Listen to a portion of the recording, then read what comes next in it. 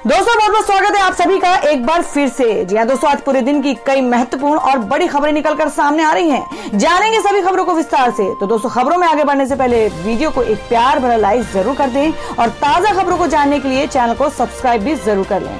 तो देखते हैं पहली बड़ी खबर क्या निकल कर आ रही है।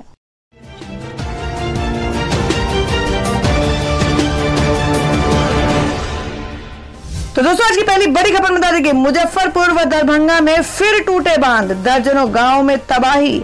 जी हम बात कर रहे हैं कि मुजफ्फरपुर व दरभंगा को छोड़ उत्तर बिहार के बाकी जिलों में बाढ़ स्थिर है। पश्चिम चंपारण व मधुबनी में बाढ़ का असर कम होने लगा है, जबकि मुजफ्फरपुर व दरभंगा में तबाही जारी है।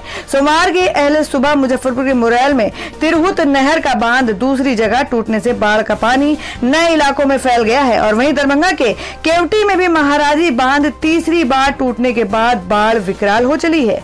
मुजफ्फरपुर के मुरौल में बूढ़ी गंडक की धारा तिरहुत नहर में मुंडने से तबाही जारी है। रविवार को इस बांध का पूर्वी तट करीब 200 फीट में टूटा और सैकड़ों घरों को अपनी चपेट में ले लिया था। वहीं सोमवार की अहले सुबह इसके पश्चिमी तटबंध में भी 100 फीट में टकराव हो गया।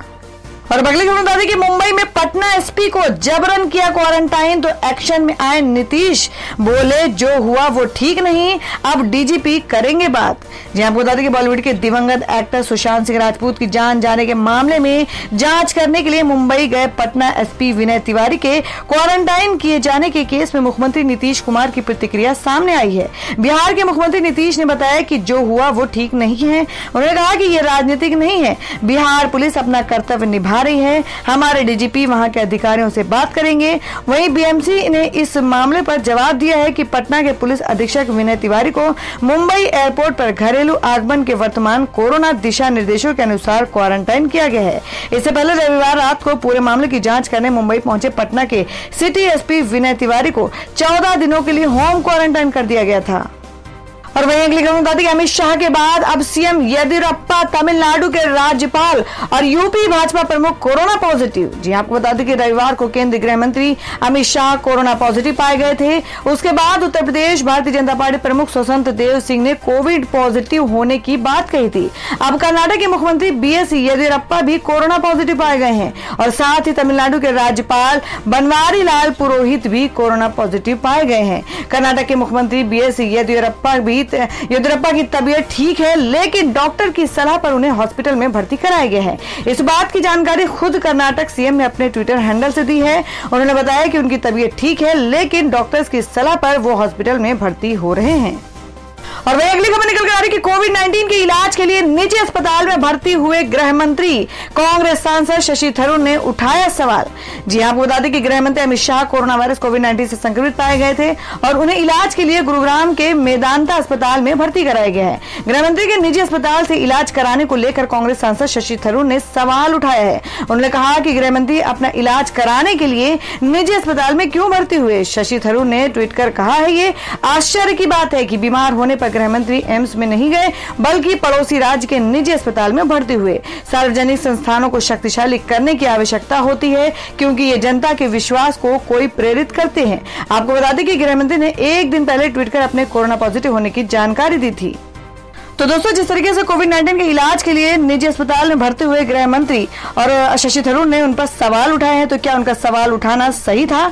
आप अपना सुझाव कमेंट बॉक्स में जरूर दें। बढ़ते अगली खबर की ओर। और दोस्तों मैं अगली बड़ी खबर बता दें जो कि राम मंदिर को लेकर आ रही है कि करीब 225 लोगों को निमंत्रण दिया गया है। आज अयोध्या पहुंचेंगे मोहन भागवत।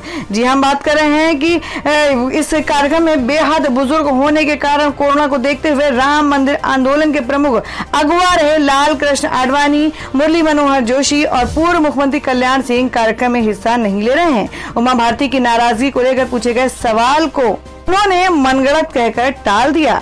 श्री राम जन्मभूमि तीर्थ क्षेत्र ट्रस्ट के महासचिव चंपत राय ने सोमवार को स्पष्ट किया है कि पूरे भारत में प्रमुख 36 परंपराओं के 135 संत महात्माओं समेत कुल 225 लोगों को पीएम नरेंद्र मोदी के हाथों 5 अगस्त को आयोजित भूमि पूजन कार्यक्रम में आमंत्रित किया गया है।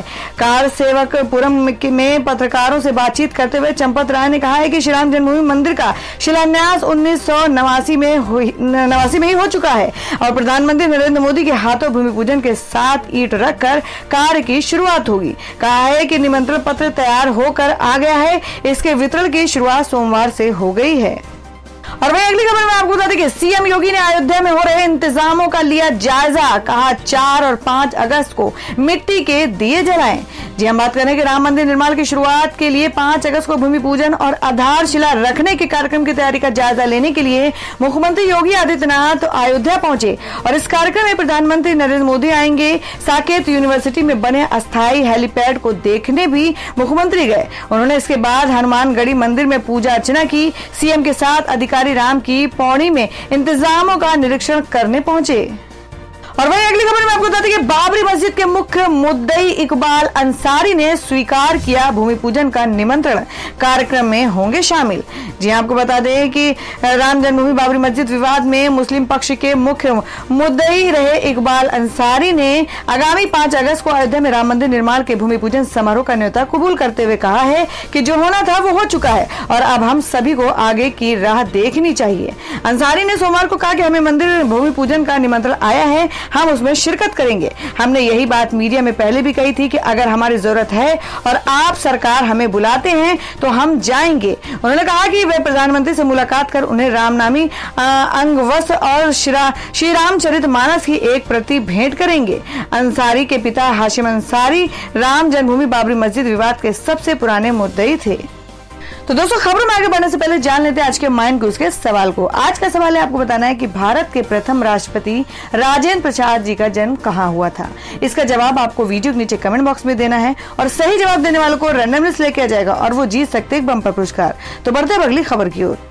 और अब अगली खबर बता दें कि सुशांत सिंह राजपूत मामले में मुंबई पुलिस कमिश्नर ने प्रेस कॉन्फ्रेंस करके किए बड़े खुलासे, कई राज से उठाया पर्दा। जी हम बात करें कि सुशांत सिंह राजपूत आत्महत्या मामले की मुंबई पुलिस जांच कर रही है। सुशांत की जान जाने से जुड़े तमाम पहलुओं पर पुलिस लगातार अपनी पड़ताल कर रही है और फिल्म जगत सहित तमाम लोगों से अभी तक पुलिस ने इस मामले में पूछताछ की है और उनके बयान दर्ज किए हैं। सुशांत के परिवार की ओर से भी इस मामले में पटना में केस दर्ज कराया गया है। सुशांत के पिता के सिंह ने अभिनेत्री रिया चक्रवर्ती और अन्य के खिलाफ केस दर्ज कराया है। उसके बाद से ही इस पूरे मामले पर कई सवाल खड़े हो रहे हैं। इस बीच मुंबई के पुलिस कमिश्नर ने आज एक प्रेस कॉन्फ्रेंस करके जांच से जुड़े अहम पहलुओं की जानकारी दी है।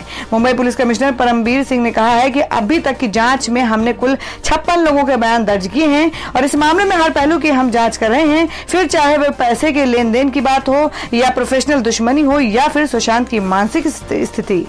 कमिश्नर ने कहा कि जांच में हमें इस बात की जानकारी मिली है कि सुशांत बाइपोलर डिसऑर्डर के शिकार थे और इसका इलाज चल रहा था। वह इसके लिए दवा का भी सेवन कर रहे थे, लेकिन किन परिस्थितियों में उन्होंने ये कदम उठाया और आत्महत्या की, इसकी हम तफ्तीश कर रहे हैं। तो दोस्तों आप लोगों को क्या लगता है कि वाकई में सुशांत सिंह केस में सीबीआई जांच होनी चाहिए? आप अपना सुझाव कमेंट बॉक्स में जरूर दें। बढ़ते अगली खबर की ओर। और वही अगली खबर में आपको बता दें कि जल्द मोदी सरकार शुरू करेगी हेल्थ आईडी सिस्टम। जाने इसके फायदे और क्या सबको बनवाना अनिवार्य होगा। जी आपको बता दें कि जल्द मोदी सरकार शुरू करेगी हेल्थ आईडी सिस्टम और देश के प्रधानमंत्री नरेंद्र मोदी हेल्थ सेक्टर में सुधार के लिए एक बार फिर एक फैसले ले रहे हैं। इसी क्रम में जल्द ही PM Modi health ID system लागू करने वाले हैं। इसके बाद देश के नागरिकों को स्वास्थ्य संबंधी सेवाओं के लिए एक डिजिटल सिस्टम मिलेगा। ये डिजिटल हेल्थ आईडी मरीज के अलावा डॉक्टर भी बनवा सकेंगे। जानिए इस डिजिटल आईडी बनने से हमें क्या फायदे होंगे और क्या सभी को बनवाना आवश्यक होगा। बता दें कि हेल्थ आईडी सिस्टम के तहत लोगों की हेल्थ आईडी तैयार की जाएगी और इस हेल्थ आईडी का प्रयोग करने वाले लोग सभी स्वास्थ्य संबंधित जानकारी एवं जगह पा सकेंगे। सरकार इसके तहत नेशनल हेल्थ अथॉरिटी के अंतर्गत नेशनल डिजिटल हेल्थ मिशन बनाया जाएगा। इसके तहत लोगों के स्वास्थ्य को स्वास्थ्य से जुड़ी सभी सेवाओं के लिए प्लेटफॉर्म तैयार किया जाएगा। हर किसी को एक हेल्थ आईडी दी जाएगी जिसमें उस व्यक्ति से जुड़ी स्वास्थ्य की सभी जानकारी सीधे जुड़ सकेगी और हेल्थ आईडी और पर्सनल हेल्थ रिकॉर्ड सिस्टम के जरिए स्वास्थ्य संबंधी सूचनाएं प्राप्त की जा सकेंगी। हर व्यक्ति का अपना एक अलग आईडी होगा और वहीं किसी के पर्सनल हेल्थ रिकॉर्ड बिना व्यक्ति की अनुमति के कोई भी नहीं देख सकेगा। और दोस्तों मैं अगली खबर निकल कर आ रही है सीएम गहलोत का पीएम मोदी को पत्र, कहा टिड्डियों को राष्ट्रीय आपदा घोषित करें, 32 जिलों में 1000 करोड़ का नुकसान। जी हम बात कर रहे हैं कि राजस्थान सियासी संकट के बीच मुख्यमंत्री अशोक गहलोत ने प्रधानमंत्री नरेंद्र मोदी को पत्र लिखा। सीएम ने पत्र में पीएम से टिड्डियों को राष्ट्रीय आपदा घोषित करने की मांग की है। 2 अगस्त को लिखे पत्र में कहा है कि मैं आपका राजस्थान में टिड्डियों के प्रकोप की ओर आकृष्ट करना चाहूंगा। वर्ष 2019 और 20 में राजस्थान के 12 जिलों का लगभग 6,70,000 हेक्टेयर टिड्डियों से प्रभावित हो रहा है। भारत सरकार के टिड्डी चेतावनी संगठन एवं राज्य सरकार के संयुक्त प्रयासों से टिड्डी दलों को काफी प्रभावी तरीके से नियंत्रित किया गया है। फिर भी रबी की फसलों में किसानों को करीब 1000 रुपए करोड़ का नुकसान हुआ है। वर्ष 2020 और 21 में राज्य में 11 अप्रैल से टिड्डी दलों के प्रवेश के बाद अब तक राज्य के कुल 33 जिलों में से 32 जिलों में टिड्डी दल हमला कर चुके हैं। राजस्थान में अब तक के कुल 3,83,000 हेक्टेयर में नियंत्रण कार्य किया जा चुका है। और अब अगली खबर बता दें कि टिकटॉक बिकने को तैयार, डोनाल्ड ट्रंप ने दी 45 दिन की मोहलत। जी हम बात कर रहे हैं कि भारत और चीन के बीच विवाद के बाद से चीनी ऐप कंपनियों के बुरे दिन शुरू हो गए हैं। चीनी ऐप टिकटॉक को एक और बड़ा झटका लगा है। अमेरिकी राष्ट्रपति डोनाल्ड ट्रंप ने लोकप्रिय शॉर्ट वीडियो ऐप टिकटॉक को माइक्रोसॉफ्ट को बेचने के लिए चीन की कंपनी बाइट डांस को 45 दिन का वक्त दिया है। आपको बता दें, जानकारी के मुताबिक अमेरिकी अधिकारियों ने कहा है कि चीन की पेरेंट कंपनी वाले टिकटॉक की वजह से नेशनल रिस्क पैदा हुआ है, क्योंकि ये पर्सनल डाटा को हैंडल करता है। और बता दें कि ट्रंप ने शुक्रवार को कहा है कि वो अमेरिका में टिकटॉक को बैन करने पर विचार कर रहे थे। ट्रंप और माइक्रोसॉफ्ट की सीईओ सत्या नडेला के बीच हुई बातचीत के बाद वाशिंगटन बेस्ड कंपनी रेडवुड ने एक बयान में कहा कि बाइट डांस से टिकटॉक के अधिग्रहण के लिए बातचीत जारी रहेगी। इसका उद्देश्य 15 सितंबर तक किसी डील पर पहुंचना है। तो दोस्तों खबर में आगे बढ़ने से पहले एक बार फिर से आपको याद दिला दें कि अगर आपने अभी तक हमारे वीडियो को लाइक नहीं किया तो जल्दी से वीडियो को लाइक कर दें, और अगर आप हमारे चैनल पर नए तो चैनल को जरूर सब्सक्राइब कर लें और बेल के बटन को जरूर हिट कर दें। और हमारी पूरी न्यूज को जानने के लिए वीडियो को लास्ट तक जरूर देखें। बढ़ते हैं अगली खबर की ओर। और दोस्तों अगली खबर में जान लेते हैं क्या है देश भर में कोरोना संक्रमण के ताजा हालात। देश में कोरोना के पिछले 24 घंटे में 52,531 नए मामले, जिसमें से 757 लोगों की जान गई है और संक्रमितों की संख्या 18 लाख के पार। जी हम बात करें देश में कोरोना वायरस का संक्रमण लगातार बढ़ता जा रहा है और इस वायरस से संक्रमित लोगों की संख्या हर दिन 50,000 से अधिक दर्ज किए जा रहे हैं। देश भर में इस वायरस से संक्रमित लोगों की संख्या 18 लाख के पार पहुंच गई है। और अब बता दें कि इन 3 सरकारी बैंकों को बेचना चाहती है सरकार। नीति आयोग ने दिया निजीकरण का सुझाव, रह जाएंगे मात्र 5 सरकारी बैंक। जी हम बात करें कि बैंकिंग सिस्टम में आए दिन बदलाव हो रहे हैं। सरकार बैंकों पर बढ़ रहे एनपीए को कम करने के लिए निजीकरण का रास्ता अपना रही है। पहले एसबीआई में 6 सरकारी बैंकों का विलय किया गया, फिर 10 सरकारी बैंकों का विलय करने का ऐलान किया गया। तो अब सरकार बैंकों की सेहत सुधारने के लिए 3 बैंकों के निजीकरण का फैसला कर सकती है। बैंकिंग सेक्टर को हो रहे भारी घाटे से उबारने के लिए मोदी सरकार लगातार प्रयास कर रही है। सरकार का कहना है कि जितने कम सरकारी बैंक होंगे घाटा उतना कम होगा और काम करने के तरीके उतने बेहतर होंगे। बैंकों के निजीकरण से बैंकों के एनपीए का कम करने में आसानी होगी और बैंकों के हालात में भी सुधार आएगा। इसी के तहत नीति आयोग ने सरकार से सिफारिश की है कि 3 बैंकों का निजी कर दें ताकि बैंकिंग सेक्टर पर लगातार बढ़ रहे बोझ को कम किया जा सके। और हमें बता दें कि अनुपम श्याम के पास नहीं है इलाज के पैसे, 20 लाख रुपए देगी योगी सरकार।